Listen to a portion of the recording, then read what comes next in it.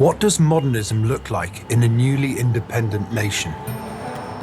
Ahmedabad, home to 9 million people, located on the banks of the Sabarmati River. The city is known for its rich history and UNESCO World Heritage status. It became a fertile ground for architectural experimentation in the wake of India's independence. And in the mid-20th century, a distinctly modern architecture began to take shape, one that fused international ideas with local materials, climate, and culture. Alongside landmark works by Le Corbusier, Indian architects developed a new architectural language. Among the leading Indian voices were Charles Correa and B.V. Doshi, defining figures in tropical modernism. In the next episode, I'll look at the work of B.V. Doshi, but for now, I'm focused on Charles Correa. In this episode, I'll visit the Navrangpura bus stand, his Patel Cricket Stadium, and his Gandhi Memorial Museum. I'm James Hamilton, and this is an architect's perspective on some of the work of Charles Correa. Meet Saeed, he'll be our guide. Hello, I'm Saeed. I'm working as a tour guide more than 20 years. So, Saeed, where are we off to now? We are on the way of our bus stop, sir. Charles Correa. I just can't wait to see this iconic building. With an ever-expanding population, Ahmedabad needed more public transport. And so the Navrangpura bus stand was built in the early 1960s. Located in the heart of the city, it showcases Correa's people-centric approach to design. An open-airy layout, shaded spaces, and natural ventilation all help to combat the city's intense heat.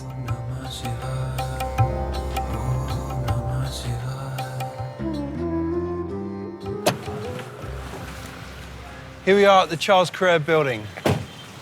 Immediate response.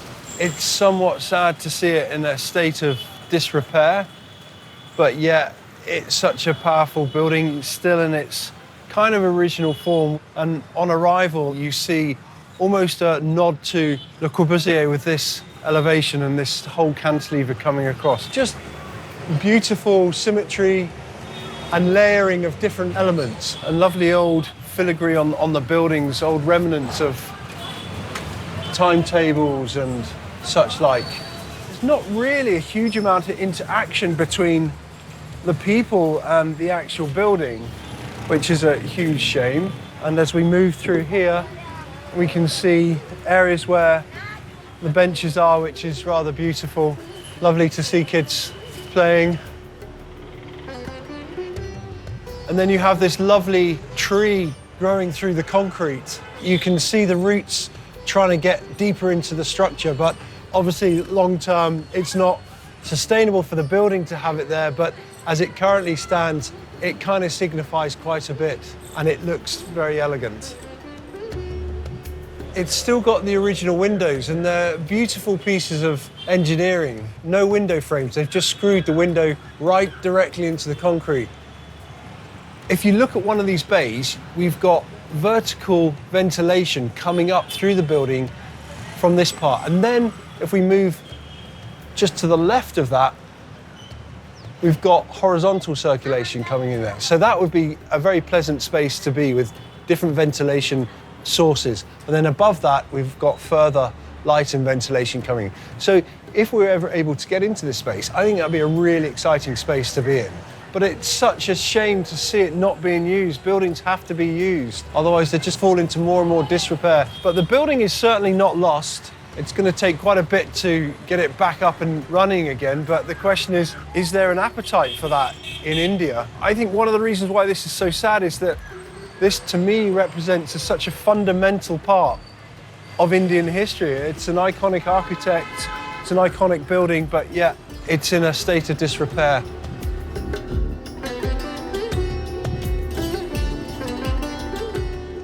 So we've just had a thoroughly enjoyable visit to the bus stop, the Charles Correa bus stop. Why is it that such an iconic building is not being loved and cherished in the way that we'd expect it to be, given that Charles Correa is such a respected architect within your country? I hope it will be repaired. Is one of the issues that we don't actually see much public transport. I mean, here we are at a major junction and we can't see one piece of public transport.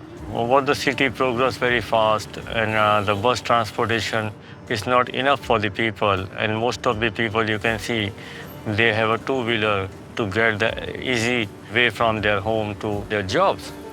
To my absolute astonishment, since we filmed, the Navrangpura bus stand has now been demolished. As an architect, it's painful to see important works like this disappear.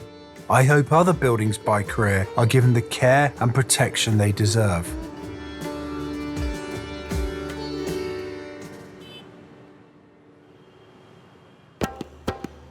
In India, cricket's not just a sport, it's the heartbeat of the nation. And much like the Colosseum of ancient Rome, the Patel Stadium stands as a monument to its nation's game. Designed in 1966, the Patel Stadium was built primarily with exposed concrete and boasts a lightweight, part-completed cantilevered roof.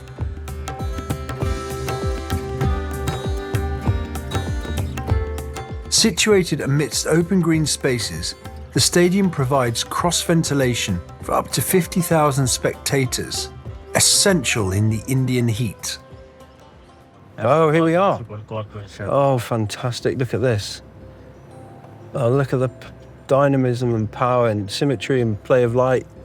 And notice straight away that the formwork is the same size formwork that was used at the bus station. Oh my gosh, this is absolutely beautiful. And again, the play of light with the leaves and the rather brutal concrete is very, very poetic and elegant. What I find quite interesting is that this is a building owned by the city. It's not a private corporation.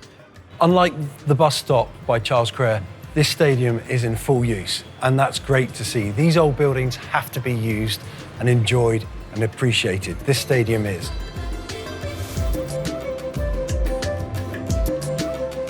Unfortunately today we can't get access.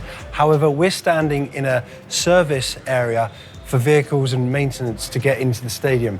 But it allows us the opportunity to read these wonderful folded plates. So in the distance we can see these little voids all the way round the top of the stadium, and they almost form little windows into the city for both people standing here, but also when you're at the top of the stadium.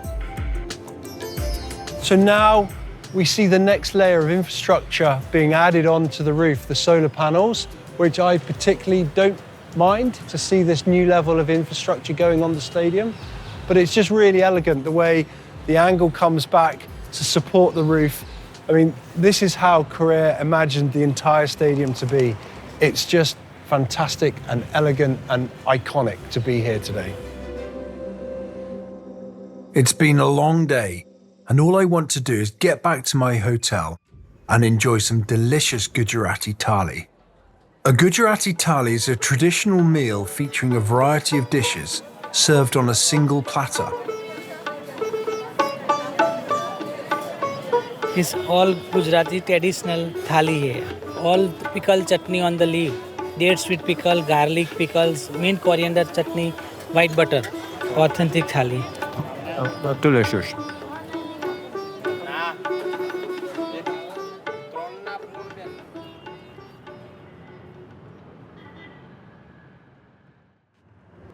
And how was your stay in hotel, sir? Oh, it's been fantastic. Did you sleep well? Oh, Saeed, we're on some sort of dual carriageway. Where are we heading to now? One of the museum designed in Gandhi Ashram that was designed by Charles Correa, one of the great architects. I'm thoroughly looking forward to seeing it. Gandhi, a towering figure in India's history. He's more than just a leader, he's a symbol of non-violence and the nation's fight for independence. Built in 1963, the Gandhi Memorial Museum pays tribute to his life and philosophy, standing as a quiet but powerful piece of post-colonial Indian architecture. Overlooking the Sabarmati River, the open courtyards, shaded corridors and seamless connection with the landscape invite reflection and peace. Correa adapted modernism to India's climate, and Gandhi's Memorial Museum is now widely regarded as a key work of tropical modernism. I'm about to meet Chaya, the conservation architect responsible for the preservation of the site. Thank you so much for joining us here today. Thank you. Can I suggest that we go for a walk? You see here one courtyard, you see the water there, Yes. you see a darker part there, and on the other side you see the garden. It's permeable. Brick, concrete, wood. This really speaks of the work of Louis Kahn. That's right, yes. As we walk towards the river now, we are seeing the views of the central spine entrance coming through, which is aligned with the reflection pond here in the middle. And it's almost like that is the center of the building, and everything Yes. relates almost back Yes. to that, or there's a connection or view to that. Yeah. As we walk through here, we've got different levels of light, different levels of ventilation. Charles was always talking about the courtyard as the core of an architecture which allows air, Yeah. shade, all of that. Yes. He talks about the courtyard as being a fundamental part of Indian architecture. yes, yes. And it, as you sort of know, occurs a lot in his buildings. Yes. From high-rise to Everywhere, houses that everywhere. He loved them. Joe, I think that concludes our tour. Thank you so much again for the walk around. Thank you. It's been just absolutely fascinating, and I've learned so much. Namaste. So as the day comes to an end here at the Charles Correa Memorial Museum, there are 3 points, 3 takeaways. One, a very unique square module repeated. That module offers flexibility for expansion. We see the module being used as a courtyard, as an office, as a library. Very clever. The next thing is publicness, a trait that you see in a lot of Charles Correa's work. The fact that people can just come and go, there's no doors to the museum, it's open, you get natural light and breeze, fantastic. I guess the next point is the clever selection of 3 materials, quite affordable local materials, brick, timber and concrete. Whenever you're designing a building with only 3 materials, it's hard to do, but if you can pull it off, it's pared back, it's simple and it's elegant, and that's what we see here today. It's been a fantastic day at the Charles Correa Memorial Museum. I hope you've enjoyed my perspective. I'll see you soon.